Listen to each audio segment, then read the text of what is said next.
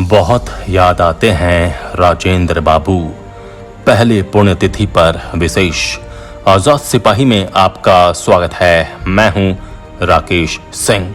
एकीकृत बिहार से लेकर झारखंड के इतिहास में कोयले की राजनीति का हमेशा से बड़ा महत्व रहा है।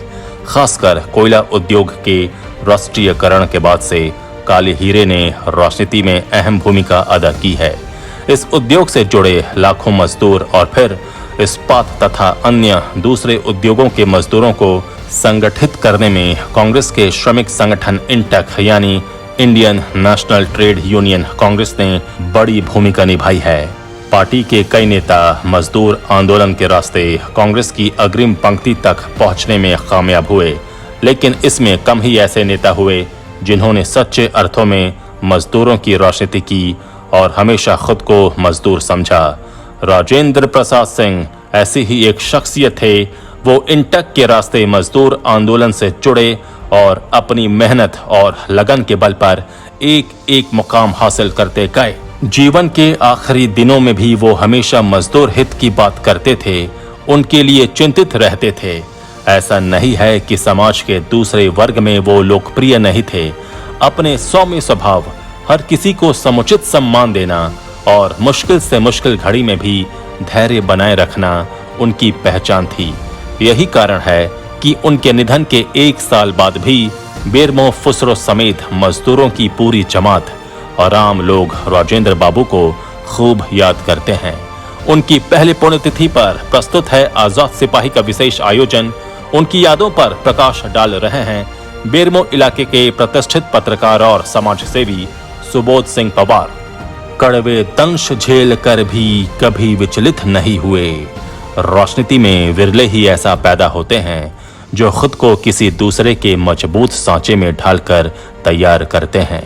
ऐसा भी देखने को कम मिलता है कि विरोध की तेज आंधी के बीच बिना घबराए, बिना विचलित हुए और पूरी स्थिरता के साथ खड़े रहकर आंधी का गुजरने का इंतजार करते हैं। कुछ इस तरह की विशेषताओं के कारण ही राजनीतिक जीवन के 40 वर्षों के अंतराल में अपने सफर की एक एक सीढ़ी तय करते हुए सत्ता के शीर्ष पर पहुंचे थे मजदूरों के लोकप्रिय नेता राजेंद्र प्रसाद सिंह। आज उनकी पहली पुण्यतिथि है। 2015 के विधानसभा चुनाव में पराजय का दंश झेलने के बाद 2020 के चुनाव में विजय की माला पहनते ही राजेंद्र बाबू सभी को छोड़कर अपनी अनंत यात्रा पर निकल जाएंगे, ऐसा किसी को विश्वास नहीं था। वो जब जिंदा थे तो उनकी सहृदयता, सहज उपलब्धता और निरंतर सक्रियता हर जगह होती थी। आज जब वो नहीं हैं तो उनकी कृति बोल रही है। कोयला खदानों के राष्ट्रीयकरण के बाद ही राजेंद्र बाबू बिहार के पूर्व मुख्यमंत्री और कोयला श्रमिकों के निर्विवाद नेता बिंदेश्वरी दुबे के निकट आए थे। तब राजेंद्र सिंह सीसीएल की ढोरी कोयलरी में कार्यरत थे। वर्ष 1973 में राजेंद्र बाबू को बिंदेश्वरी दुबे ने राष्ट्रीय कोयलरी मजदूर संघ के सहायक सचिव के पद पर मनोनीत किया। इसके बाद तो राजेंद्र बाबू अपने पुत्रवत व्यवहार से उनके बेहद करीब आ गए। ये उस जमाने की बात है जब कोयलांचल के बेताज बादशाह समझे जाने वाले रामाधीर सिंह बेरमो के कथारा, ढोरी और बोकारो करगली प्रक्षेत्र के सचिव पद पर कार्यरत थे। इस दीवार को भेद पाना आसान नहीं था, लेकिन अपनी विलक्षण प्रतिभा की बदौलत राजेंद्र बाबू ने बिंदेश्वरी दुबे को इस कदर विवश किया कि उन्होंने 19 जनवरी 1982 को फुसरो रेलवे स्टेशन के मैदान में एक सभा कर राजेंद्र बाबू को ढोरी एरिया के सचिव पद का कार्यभार सौंप दिया। यही उनके आगे बढ़ते रहने का प्रस्थान बिंदु बना। एक ऐसा संयोग बना कि बिंदेश्वरी दुबे वर्ष 1985 के चुनाव के ठीक पहले करगली के फुटबॉल मैदान की एक महती सभा में राजेंद्र बाबू को अपनी यूनियन के तमाम दिग्गजों को किनारे कर अपना उत्तराधिकारी घोषित कर दिया। इसके बाद ही राजनीतिक गलियारों में ये चर्चा आम हो गई कि यदि दुबे जी अपनी परंपरागत विधानसभा की सीट छोड़ किसी अन्य सीट से चुनाव लड़ते हैं तो कांग्रेस के प्रत्याशी राजेंद्र बाबू होंगे। तब कांग्रेस के प्रबल दावेदारों में रामाधीर सिंह, केपी सिंह और संतान सिंह के नाम शुमार थे। लेकिन जब वक्त आया तो जिस बात की चर्चा थी वही हुआ। 1985 के विधानसभा चुनाव में बिंदेश्वरी दुबे खुद बेरमो छोड़ बिहार के आरा जिले की शाहपुर सीट से लड़ने चले गए और बेरमो से पार्टी प्रत्याशी के रूप में राजेंद्र बाबू को मैदान में उतार दिया। दोनों जीते। यही राजेंद्र बाबू की राजनीतिक जिंदगी का टर्निंग पॉइंट बना। बिंदेश्वरी दुबे एकीकृत बिहार के मुख्यमंत्री बन गए। उनके मुख्यमंत्री बनते ही मजदूर संगठन इंटक के सभी बड़े पदों पर पहुंचने का मार्ग प्रशस्त हो गया। फिर भी रास्ते में कई तरह की चुनौतियां थीं। तब गोपेश्वर जी, सुब्रतो मुखर्जी, कांति मेहता और एस दासगुप्ता जैसे कद्दावर नेता इंटक के महत्वपूर्ण पदों पर थे।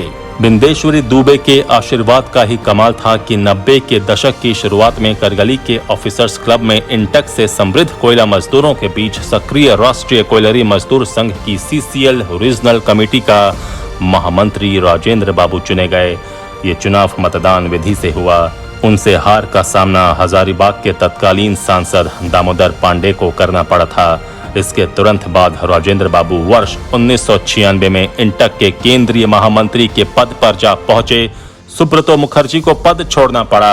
एक एक कर टाटा वर्कर्स यूनियन, DVC कर्मचारी संघ और स्टील वर्कर्स यूनियन के भी केंद्रीय महामंत्री राजेंद्र बाबू बन गए। वर्ष 2000 में जब बिहार से झारखंड अलग हुआ तो राजेंद्र बाबू 3 बार लगातार विधायक बन चुके थे। इसके पूर्व वर्ष 1989 में बिहार में सत्येंद्र नारायण सिंह के मंत्रिमंडल में ऊर्जा विभाग और राबड़ी देवी के मंत्रिमंडल में ऊर्जा विभाग के कैबिनेट मंत्री बने। पार्टी के अंदर भी उनका कद बड़ा हो चुका था। पार्टी का सीनियर विधायक होने के कारण ही वो बिहार का विभाजन होने पर झारखंड प्रदेश कांग्रेस कमेटी के कार्यकारी अध्यक्ष बनाए गए। फिर वो लगातार चौथी बार विधायक बने। कार्यकाल की इसी अवधि में उन्हें झारखंड सरकार ने उत्कृष्ट विधायक का सम्मान दिया। 2005 में पहली बार उन्हें हार का मुंह देखना पड़ा। इसके बाद 2009 के चुनाव में फिर उनका सितारा बुलंद हुआ।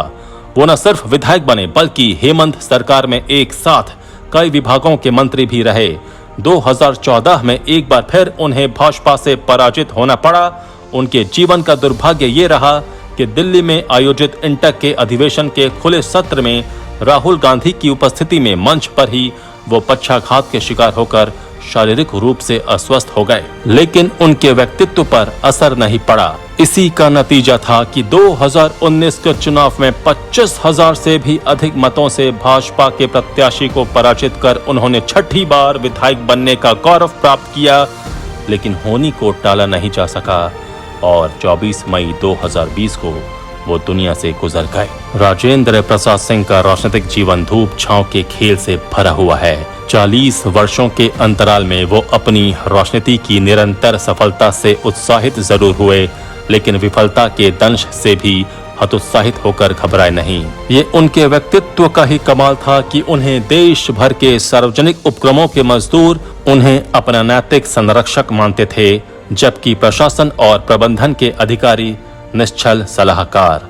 आम जनता का कल्याण चाहने वाली संस्थाएं उनकी ओर गुरु भाव से देखती थी, तो वहीं राष्ट्रीय खासकर हिंदू मुस्लिम एकता के लिए काम करने वाले उन्हें अपना प्रेरणा स्रोत समझते थे। आजाद सिपाही के विशेष में अभी इतना ही। आप हमारे इस YouTube चैनल को जरूर सब्सक्राइब करें। आप हमारे Facebook पेज को भी जरूर लाइक करें। जुड़े रहिए आजाद सिपाही के साथ। धन्यवाद।